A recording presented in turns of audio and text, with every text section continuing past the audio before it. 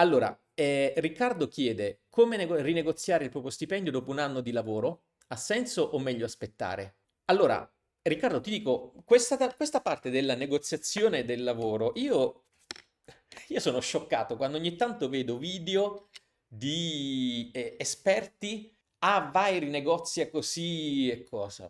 Io sono in azienda da 25 anni e non è che ci sia tutta sta... Allora, io ho sempre lavorato, per carità, in grandi multinazionali per cui hanno, nel bene e nel male, sono anche più impacchettate, hanno una governance più rigida, più strutturate o rigida, a seconda se vuoi vedere la parte positiva o negativa. Però non è che tu ti alzi la mattina e va, ah capo, io voglio tot di stipendio.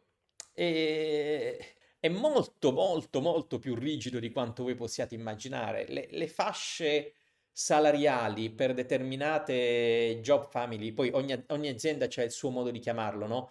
Possono essere band, possono essere category, possono essere job family, però diciamo quando sei in una certa fascia professionale, il range salariale, fatto salvo situazioni particolari che erano quelle a cui facevo riferimento prima, però non è che sia tantissimo. E il discorso del negoziarlo e tutto, quello che devi capire prima cosa è se nell'azienda si negozia.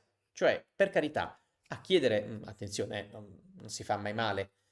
Quello che puoi fare sicuramente è affrontare l'argomento col tuo capo, qualcuno in HR o in generale, cerca di capire ma come funziona la crescita, cioè ci sono degli scatti, ci sono delle cose, oppure mi tenete fermo questo, ma mi aumentate il bonus in base a determinate performance. Cioè, devi capire quali sono le prospettive, come vieni misurato e quali sono le metriche.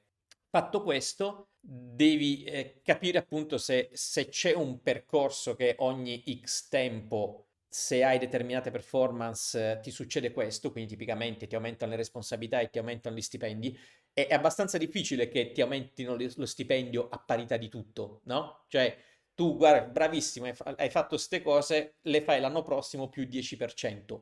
Io non l'ho mai visto succedere, per carità, può essere, è molto più probabile che sia, ok, bravissimo, l'anno prossimo fai questo più quello e quindi X% in più. Però una piena trasparenza del tipo, ok, capo, spiegami come io vengo misurato, quali sono le metriche che tu ti aspetti per dire che io sono tra i top performer. Cosa potrebbe implicare questo? Una promozione, un aumento di stipendio, un bonus ad hoc? Fammi capire. Se si delinea qualcosa, allora ti metti come obiettivo di tornare dopo X mesi con i progressi. Ecco, adesso che ho fatto quello che tu mi hai detto che mi definisce un top performer, cosa mi succede, no? E quindi puoi lavorare in questa maniera. Però non date per scontato tutta questa grandissima libertà, ma non lo so, magari nelle aziende più piccole può essere ci sia più una logica di uno a uno, ma io ho visto tanti livelli di constraint e di